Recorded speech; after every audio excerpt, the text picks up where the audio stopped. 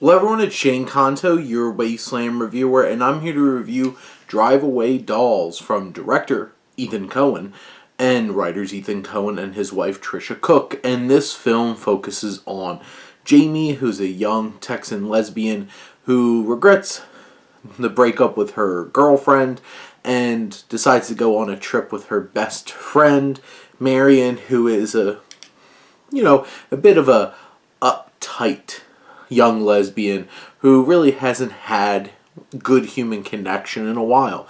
And they go on this journey. They agree to do a drive away, as in picking up a car and driving it one way to Tallahassee, Florida. And unfortunately, as they're going down, they've got the wrong car, and things get complicated as some goons and some powerful men go on the road after them. And this film is full of personality. Like, it's bursting at the seams with personality. At a runtime of like an hour, 24 minutes, this is a brisk, quick, compact little story. And what Ethan Coen and as director and Trisha Cook as editor and cinematographer Ari Wegner are able to do is craft one of the most uniquely interesting looking films that you're going to find.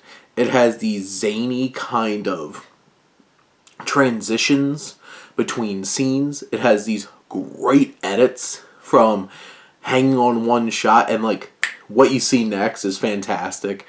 And there's just so much personality. The film looks great. They have crazy Dutch angles, all these weird little elements that make it feel very unique and strange. And Carter Burwell's score is very Carter Burwell, and then there's little tinges of elements of like old school, like weird Twilight Zone-y kind of music that keeps you on the edge of your seat.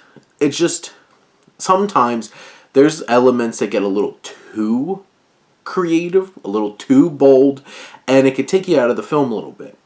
And narratively, there's definitely some threads and some sequences that, might not feel as pertinent to overall story.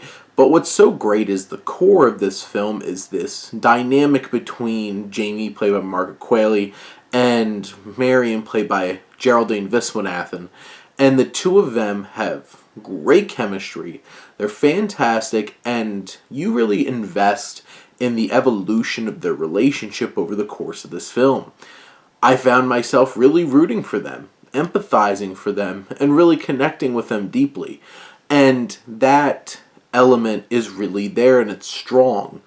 And you see Jamie, doing her thing and being very outgoing and open-minded.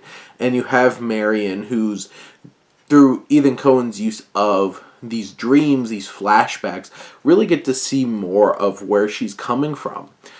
The crime element to this, it's wild. Like, where this story is going and what's really going on is crazy, over the top, ridiculous, and you never see it coming. It's so absurd. And you have these great elements from like the opening sequence starring Pedro Pascal. You have a little bit of Matt Damon, but it's Joey Slotnick and C.J. Wilson who are playing these Fargo-esque couple of goons that add a lot of personality, as well as Beanie Feldstein, who's just like a wrecking ball, and Coleman Domingo, who is a very interesting kind of character who's doing some light reading. You even have somebody like Bill Camp, who plays this character of Curly, who's just dry, wit of this small-time character in a Coen Brothers movie who fits perfectly in a Coen Brothers movie.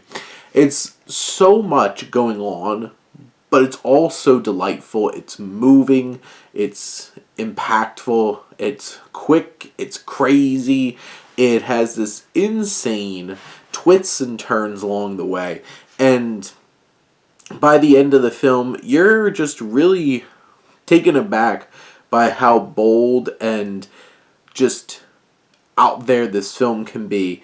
And by the time the credits roll, you experienced a lot in a very compact little film that was certainly something that's going to be sticking with you for a while. But those are my thoughts on Drive Away Dolls. Let me know what you think and let's talk some movies. But thank you as always for tuning in and supporting your Wasteland reviewer.